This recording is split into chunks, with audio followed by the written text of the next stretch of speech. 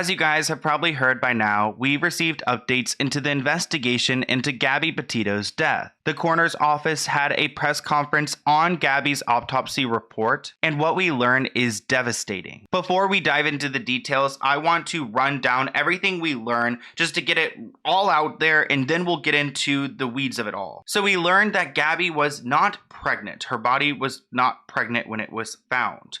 A reporter asked if her body was affected by the weather or the animals, and the coroner said, "All I can say is that her body was in the wilderness for 3 to 4 weeks.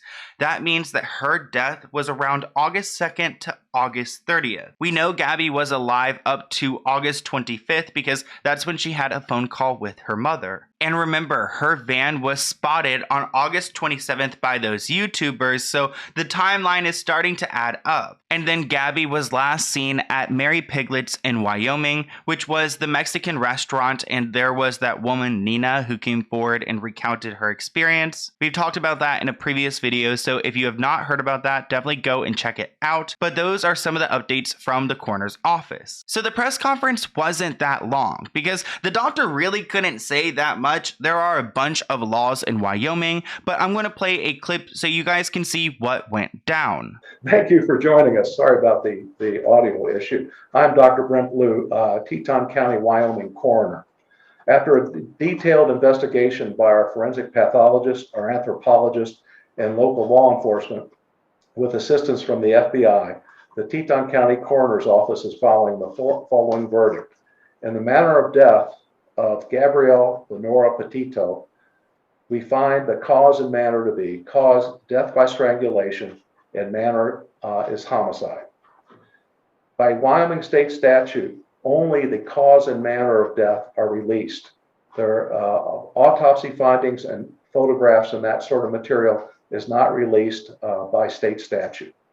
And I'll be glad to entertain some questions at this time. So according to the doctor, it looks like Gabby died of strangulation. I've been keeping up with this story, and I was under the impression that maybe the deed was done with a weapon or something, or a rock or something, but it looks like he strangled Gabby, whoever he may be, because, I mean, the world believes it's Brian, but he's still technically innocent. But the county did determine that this whole incident is going to be treated as a homicide, so it's not like it just randomly happened or it was an accident. There is someone who did this to her, and they're going to try to find out who that was. Obviously, it doesn't look good for Brian that he used her debit card after he took her life, so that's what he's currently being charged with, but if they get him into custody, it could be so much more than that. This whole Gabby Petito situation has been incredible to see play out in the media, because every week it seems like we get a little bit more and more information,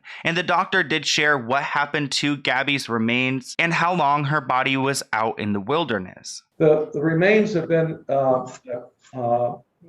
returned to the mortuary here, and the mortuary is dealing with the family at this time as far as the disposition of the remains. As far as the time of death, we are estimating 3 to 4 weeks from the time that the body was found.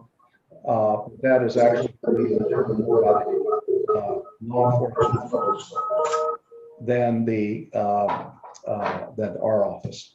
At one point in the press conference, someone asked the doctor if some animals got at Gabby, like did some type of animal come up and try to eat her, or did she have bruises on her body or such, and he couldn't answer any of those questions because, again, those laws in Wyoming are stopping him from doing so. But if you look at the paperwork itself, you'll see that the cause of death is manual strangulation and throttling. I guess throttling is another word for it. And again, the doctor couldn't go into specifics, but a lot of people in the public kind of feel like they already know what happened, so it's just another piece of the puzzle coming together. So I started off this video by talking about the fact that Gabby wasn't pregnant, which was something that I didn't know was even a question, but I wanted to include that part of the little conference in this video because I found it interesting that people were asking and that he could answer that question. We have a question from the chat. Was Gabby Petito pregnant? She was not pregnant. So at some point During this press conference, the Laundrie's lawyer, so Brian's lawyer, decided it would be a good time to make a statement about how Brian is pretty much innocent and that he's only been charged with fraud. So now that we're hearing about how Gabby died, let's not try to act like Brian is the criminal. The lawyer was quoted saying, "Gabby Petito's death at such a young age is a tragedy." While Brian Laundrie is currently charged with the unauthorized use of a debit card belonging to Gabby, Brian is only considered a person of interest in relation to Gabby Petito's demise.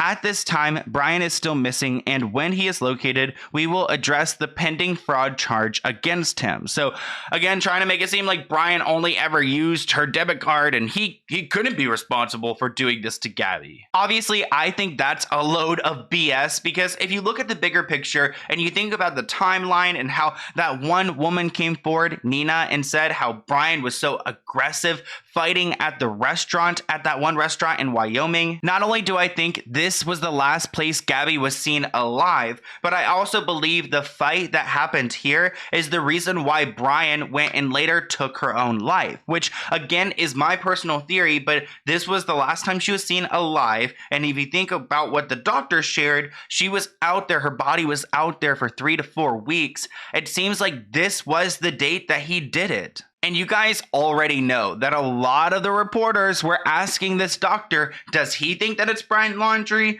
But like I said earlier, he can't really say much about anything, so this is what he had to say. We are only tasked with the determination of cause and manner of death. Who committed the homicide is up to law enforcement, and I cannot answer the question about the FBI. So the coroner's office may not have an opinion about Brian's innocence, but Dog the bounty hunter does. Dog actually had to leave his new honeymoon early because he's hunting down Brian Laundrie, which I don't know how I feel about Dog the bounty hunter getting involved. At first I thought maybe he was actually trying to help find Brian. And honestly, I love when private entities get involved in government searches because you can't always trust the government, and sometimes the private entities have way better ideas. And I thought that would happen with Dog, but after reading some more, it looks like he's just filming this for his television show. So I don't know if I exactly believe that he's actually trying to find Brian Laundrie, but he's enjoying the press while doing so. Anyways, I hope you guys did enjoy this video. It's a really tough topic to talk about, and I really don't enjoy talking about this situation anymore because of how dark it's gotten. But I also feel so passionately about Brian being held accountable. Like, this guy needs to be put into jail. So as soon as he surfaces again, holy crap, it's going to be war, truly. But I want to hear what you guys think in the comments below, and I will see you guys in a new video soon. Bye, guys.